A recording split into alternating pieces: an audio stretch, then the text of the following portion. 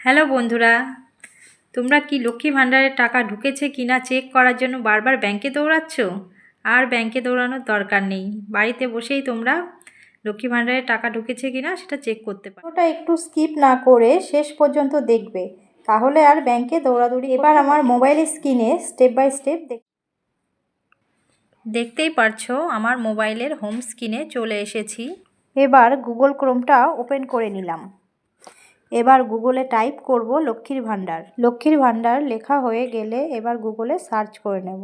Search করার পরে দেখতে পাচ্ছ অনেকগুলো ওয়েবসাইট ওপেন হয়ে গেছে। সবার ওপরে লক্ষ্মীর ভাণ্ডার বলে যে ওয়েবসাইটটা এসছে, এখানে ক্লিক করে নেব। দেখতেই পাচ্ছ লক্ষ্মী ভাণ্ডারের অফিসিয়াল ওয়েবসাইটটি খুলে গেছে। দেখতেই পাচ্ছ এখানে ট্র্যাক অ্যাপ্লিকেশন স্ট্যাটাস লেখা আছে, এখানে ক্লিক করে নেব। এবার একটা নতুন পেজ খুলে গেল। এবার সিলেক্ট বলে লেখা আছে, এখানে ক্লিক করতে হবে। ক্লিক করলে দেখো 4টে অপশান আসবে: application ID, mobile number, Aadhaar card number, Swasthyasathi card number. এবার তোমরা তোমাদের সুবিধা মতন যে কোনো একটি অপশান ক্লিক করবে। আমি এখানে যেমন আধার কার্ড নাম্বারটি সিলেক্ট করলাম। এবার এই বক্সে 12 সংখ্যার আধার কার্ড নাম্বারটি বসিয়ে দেব। সঠিকভাবে আধার কার্ড নাম্বারটি বসিয়ে নেওয়ার পর নিচের বক্সটিতে ক্যাপচাটি বসিয়ে নেব। এবার দেখতে পাচ্ছ এখানে সার্চ বলে যে অপশানটি আছে, এখানে ক্লিক করে নেব।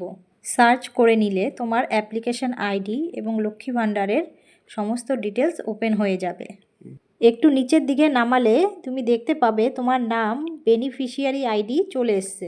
ভিডিওটা যদি একটুও ভালো লেগে থাকে তাহলে লাইক করে দিও এবং অন্যকেও শেয়ার করে দিও, যাতে তারাও উপকৃত হয়। এবার কোনায় যে অ্যারোটা দেখতে পাচ্ছ এর মধ্যে ক্লিক করতে হবে।